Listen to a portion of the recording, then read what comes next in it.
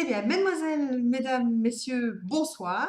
Ce soir, je ne dis pas bonsoir Joachim parce que Joachim n'est pas là, pour la simple et bonne raison que je suis chez moi, confinement oblige, à enregistrer l'émission. Par contre, je ne suis pas seule, je vais vous présenter mon invité très rapidement, mais j'espère que la technique sera surtout au rendez-vous parce que là, avant de démarrer l'émission, ça a été un petit peu chaotique. Donc normalement, j'ai bien quelque chose qui enregistre, croisons les doigts, tout devrait bien se passer. Donc, je vous ai parlé d'un invité. Donc aujourd'hui, je reçois Lionel Biva qui va nous parler de son activité qui est quelque chose d'un petit peu particulier, mais qui surtout va nous parler de lui. Bonsoir Lionel, Bonsoir, comment allez-vous? ça va, ça va. Très bien. Et donc, ben oui, fatalement, Lionel, vous n'êtes pas près de moi non plus. Donc, vous êtes bien chez vous. Là, pour l'instant, nous sommes en visioconférence en même temps que l'enregistrement de la radio. Donc, on ne se connaît pas. On s'est juste eu au téléphone quelques minutes il y a 2, 3 semaines pour préparer l'émission. Donc, vous allez nous parler de ce que vous faites, de qui vous êtes, de vos changements de boulot, parce que ça a un petit peu évolué dans votre carrière professionnelle. Et on va passer ces 50 minutes ensemble à vous découvrir, à découvrir les chansons que vous avez choisies et à mieux vous connaître. Voilà, ça vous va comme ça? Très bien. Ah bah c'est parfait, impeccable. Alors, avant d'aller plus loin, on va démarrer avec directement votre premier choix musical. Alors, je dois bien avouer, quand j'ai reçu vos choix, ça m'a vraiment. D'abord, j'adore le style, mais ça m'a quelque peu interpellée parce qu'alors, par rapport au Limousin, il y a un petit décalage quand même. Ou alors, j'ai pas tout compris dans la géographie française, ce qui est bien possible. Donc en fait, vous m'avez demandé la chanson La Blanche Hermine de Gilles Servat. Et donc pourquoi ce choix? Parce que je pense que ça doit être une chanson bretonne. Je crois. Entièrement. D'accord, ça va. Des chansons tout à fait bretonnes, je dirais un hymne breton. Pourquoi j'ai choisi? Tout simplement parce que ce sont mes racines. Et j'ai vécu énormément d'années, voire une vingtaine d'années en Bretagne. Si aujourd'hui je suis ce que je suis, c'est aussi grâce à ça. Et puis, oui, il y a la fierté d'avoir un beau pays, d'avoir une culture. Donc voilà pourquoi ce choix. C'est moi. La musique, c'est moi. Eh ben parfait. On verra juste après cette chanson. Alors, qu'est-ce qu'un Breton est venu se perdre en Limousin? Donc juste après, Gilles Servat et petit air breton pour démarrer cette soirée. C'est super festif. Alors moi j'adore la musique bretonne. J'ai passé quelques années de mes jeunes années en vacances du côté de Carnac. Donc ça me rappelle les menhirs, les dolmens, les tourteaux, enfin bon, voilà quoi, toute la Bretagne dans toute sa splendeur. Alors, dites-nous, Lionel Biva, qui êtes-vous et parlez-nous un peu de vous. Qui je suis? Je suis un homme de 53 ans. Je suis actuellement courtier en travaux. Ça va faire 1 an et demi que j'ai lancé mon entreprise. Qui je suis quelqu'un, comme vous l'avez entendu, breton, fier de l'être. Dans la vie, je suis quelqu'un de très actif. Je ne reste jamais sans rien faire.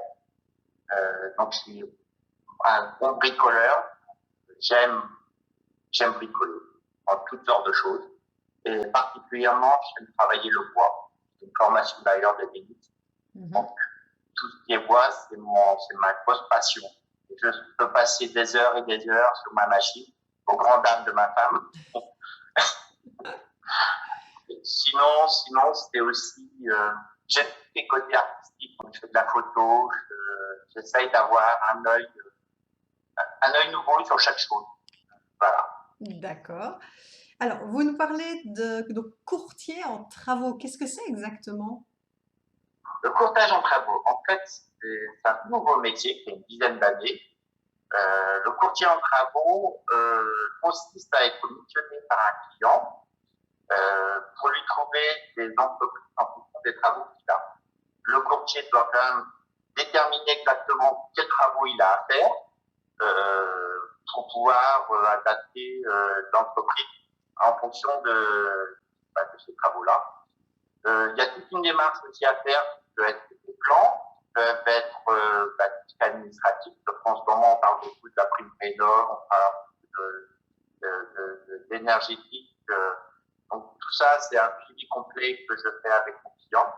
À savoir aussi que toutes ces prestations, elles sont gratuites.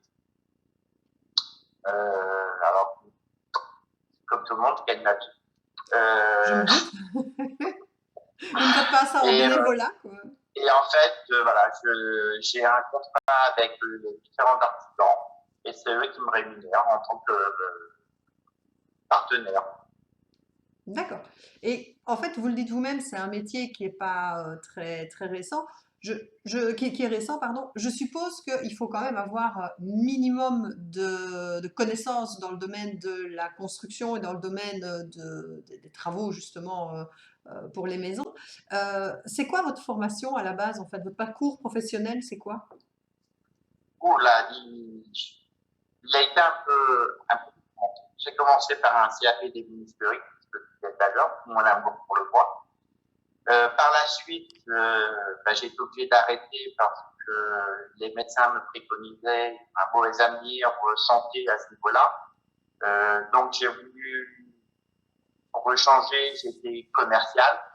Je me suis mis à vendre de l'aménagement intérieur. Je suis resté une bonne vingtaine d'années en tant que commercial avec différents postes.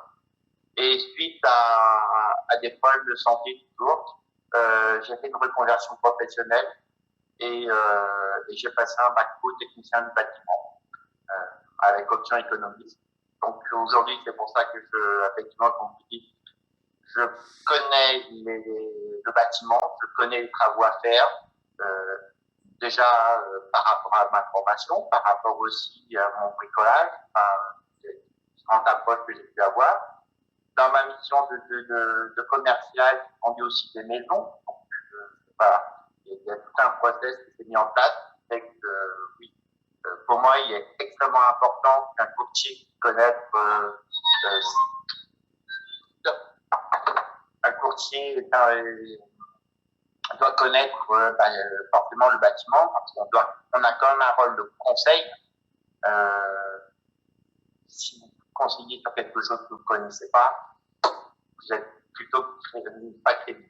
Tout à fait. C'est un peu, bah oui, fatalement comme le courtier en assurance qui doit connaître toutes les assurances, qui doit connaître toutes les compagnies et qui doit trouver le meilleur service au meilleur prix pour le client, bien évidemment. C'est ça. On est exactement dans le même domaine. Et alors, pourquoi breton en Limousin? Qu'est-ce que... alors, c'est pas le bateau qui a échoué, parce que je pense pas que la mer arrive jusqu'à Limoges. Surtout que vous n'êtes pas en plus de ce côté-ci, vous êtes en Creuse. Presque, c'est un peu ça qui s'est passé. C'est un mi-choix. D'accord. Comment faire j'avais de la famille. Je suis venu passer quelques jours de vacances et en tournant un petit peu autour d'amis c'était ma soeur qui habitait là à l'époque, j'ai rencontré ma femme, dure creusoise, et l'amour faisant, et j'ai déposé mes valises ici. Me voilà depuis 26 ans maintenant, dans la Creuse. D'accord, oui, parce qu'avant vous étiez à Paris, c'est ça? Tout à fait, ouais, j'ai fait un petit détour sur la région parisienne. Et c'est vrai que de toute façon, je change. Déjà à l'époque, je pensais déménager parce que Paris, on avait fait le tour, j'en avais marre de cette vie. J'avais besoin d'autre chose. Et voilà, ça a été l'opportunité qui a fait que je suis resté en Creuse. C'est vrai que le clivage Paris la Creuse, c'est quand même important. Maintenant, point de vue qualité de vie et point de vue évidemment environnement, on n'est pas du tout sur le même cadre. Pas du tout, du tout. C'est vrai que pour être franc, ce qui me manque en Creuse, c'est quand même la mer. Et pendant toute ma jeunesse, j'ai fait de la voile, j'ai fait du bateau, j'étais constamment en bordure de mer. C'est vrai que ça me manque. Mais en-delà de ça, je trouve quand même que la Creuse a pas mal de petits paysages qui ressemblent énormément à la Bretagne. C'était encore, j'étais à la forêt de Poisillon. C'est vrai qu'on a l'impression d'être aussi par moments en Creuse. C'est C'est ça. vraiment un paysage granitique, de forêt. Donc, non, il y a des similitudes, hein, à part la mer. C'est ça. On a les lacs et les étangs, mais on n'a pas la mer. Ah, vous allez à Vassivière, c'est magnifique. Hein. Oui, Des fois, on a l'impression d'y être. c'est ça. Si on se met au bord de l'étang, qu'on ferme les yeux, qu'on écoute un petit peu, on se dit qu'on est au bord de la mer quand elle est calme. Voilà, quand il n'y a pas trop de vent et qu'il n'y a pas trop de ressac. Alors, comme vous le dites, en fait, vous avez eu quand même pas mal de changements dans votre vie. On va aborder ça après votre deuxième choix musical, qui est Emma Chaplin. Donc, par contre, je vais vous la laisser présenter parce que comme ça, je ne vais pas me ridiculiser en essayant de parler italien. Pourquoi ce choix musical? Ah, Emma Chaplin, c'est une chanteuse d'opéra qui fait des choses extrêmement modernes aussi, qui a un répertoire qui est très varié. Et pourquoi ce choix? Emma Chaplin me donne la pêche, tout simplement. Quand j'ai un coup de mou, quand j'ai quelque chose comme ça, je l'écoute et ça me met une pêche dans le cœur. Donc, voilà pourquoi ce choix. C'est vraiment une chanteuse qui a une voix mais formidable. Et ce morceau plus particulièrement? Ah, ce morceau qui est, moi je le trouve entraînant.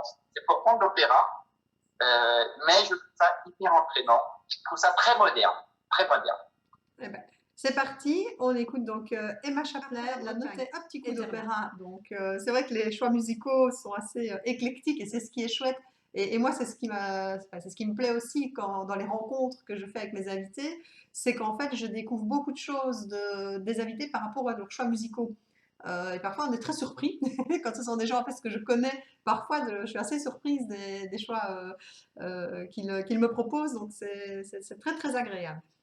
Alors, vous m'avez dit, vous avez fait votre vie donc, dans le domaine du commercial, dans le domaine du bâtiment.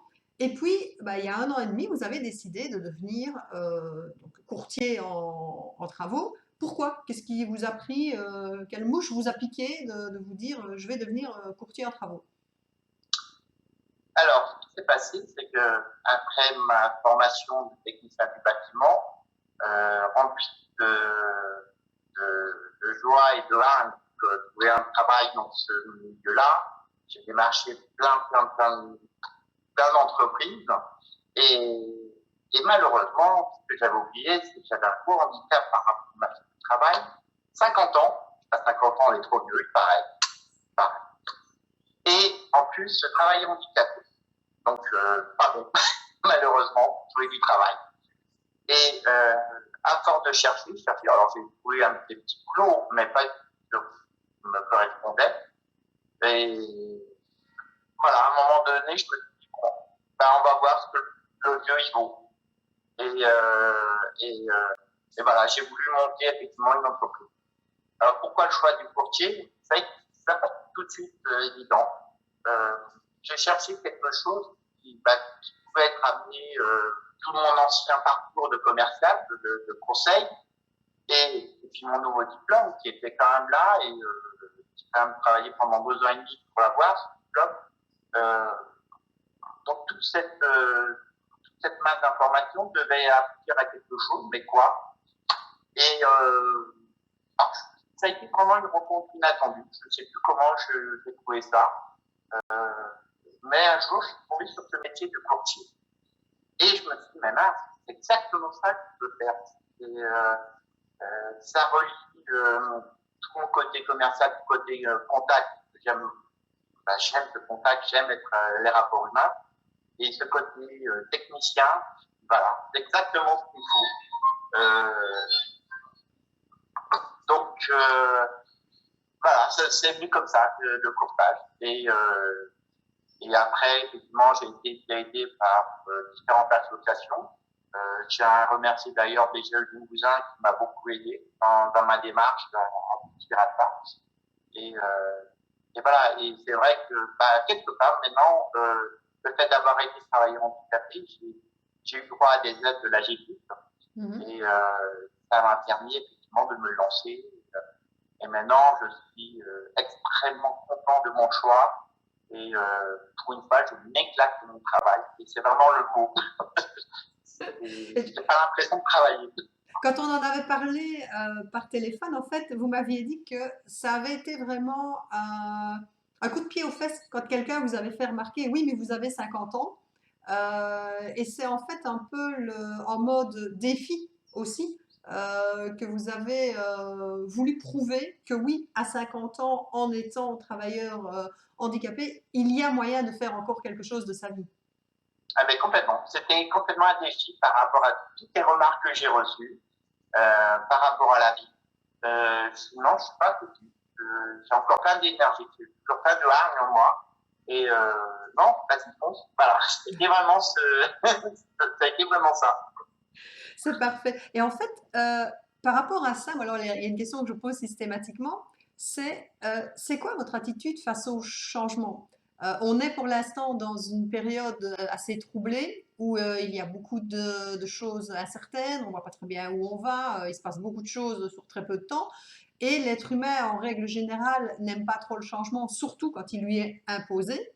Donc, dans votre vie, avec les différents jobs que vous avez changé de région, vous avez quitté votre région pour venir vous installer ici. Comment vous vivez le changement en fait? C'est quoi pour vous le changement? Le changement fait toujours peur.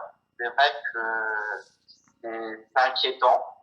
On part de nouveau vers l'inconnu. C'est plein de défis. C'est un changement, c'est plein de défis. Et je dirais même, c'est plein de découvertes.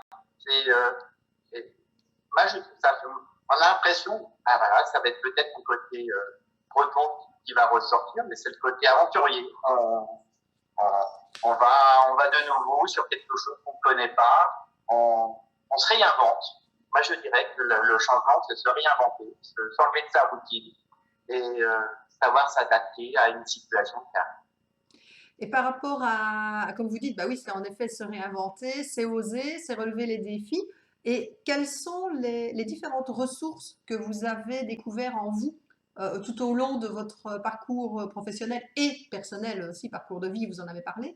Car se réinventer, c'est aussi aller chercher en soi la force et l'énergie, mais aussi les ressources ou les trouver en extérieur, parce que fatalement on peut trouver des ressources aussi auprès des autres, vous en avez parlé, les aides et autres. Donc, quelles sont les ressources que vous avez vraiment identifiées chez vous qui pourraient être vos forces en fait?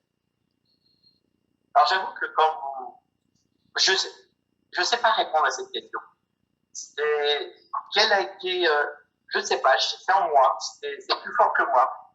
C'est, euh, c'est qu'une fois que vous êtes à terre, ben, on n'a qu'une chose à faire, c'est se relever. Et voilà, ça a toujours été ce leitmotiv. Euh, je dirais d'ailleurs, j'ai toujours eu cette idée qu'il y a toujours quelque chose de positif dans du négatif. Euh, Même si vous avez quelque chose de mauvais, il faut savoir analyser la chose, savoir se dire, bon, ok, il m'est arrivé ça, c'est fait, mais quels sont les côtés positifs? Et s'en servir pour pouvoir remonter. Donc, moi, je pense qu'effectivement, la ressource qui est en moi, c'est surtout ce côté positif. Je me déclare jamais non plus. Et puis si, faut pas l'oublier quand même, j'ai ma famille. J'ai mon fils qui est derrière moi, qui voit que bah, son père, malgré la maladie, malgré différentes choses, eh ben, se relève toujours, va toujours de l'avant. Donc ça aussi, c'est un être motif. C'est ça. C'est le fait, comme vous le disiez, de ne jamais baisser les bras et de pouvoir rebondir et se dire à tout moment, voilà, il y a rien y a rien de dramatique, je vais pouvoir passer à autre chose. C'est ça, c'est complètement ça. Il n'y a rien de dramatique. C'est bon, ben voilà, c'est ça. Il y a une porte, ben, il faut l'ouvrir et puis on y va. Ouais, je Ok. pense que c'est une attitude, c'est un état d'esprit. Et je pense que ça introduit parfaitement la chanson qui suit, évidemment, qui est Jean Ferrat avec le temps, qui nous dit justement ben, que oui, avec le temps, tout passe, les choses prennent parfois une autre dimension quand on les regarde avec beaucoup plus de recul. Donc pourquoi ce choix? C'est exactement ce que vous venez de dire, parce que voilà, j'ai trouvé que cette chanson, c'était avec le temps. va, tout s'en va. Donc c'est un côté super, j'ai trouvé un côté super positif. Voilà, on va de l'avant. On va de l'avant. Et ça reflète, même si cette chanson c'est une histoire d'amour, il faut qu'elle peut être mise en différentes situations. Ok, parfait. Ben, c'est parti pour Jean Ferrat avec le temps. Voilà, Jean Ferrat. C'est vrai que cette chanson, Non, pas Jean Ferrat. Pardon? C'est pas Jean Ferrat. Léo Ferré. Léo Ferré, pardon. Ah oui, bah oui, c'est moi qui me suis. En plus, je l'ai annoncé sur Jean Ferrat. Donc, ah, j'ai fait un boulot. Léo Ferré, pardon. C'est vraiment cette chanson qui est aussi totalement indémodable avec une voix bien particulière. Alors, vous avez parlé tout à l'heure du fait de de relever des défis. Alors, qui dit défi dit en général risque. C'est quoi en fait pour vous si vous deviez donner votre définition du risque et faire l'éloge du risque, qu'est-ce que vous diriez? L'éloge du risque, c'est le risque oui, effectivement, de tomber, de se louper. Mais c'est aussi tout le contraire. Le risque, c'est aussi pouvoir complètement changer, comme je disais tout à l'heure, j'ai trouvé un nouveau métier. J'ai fait,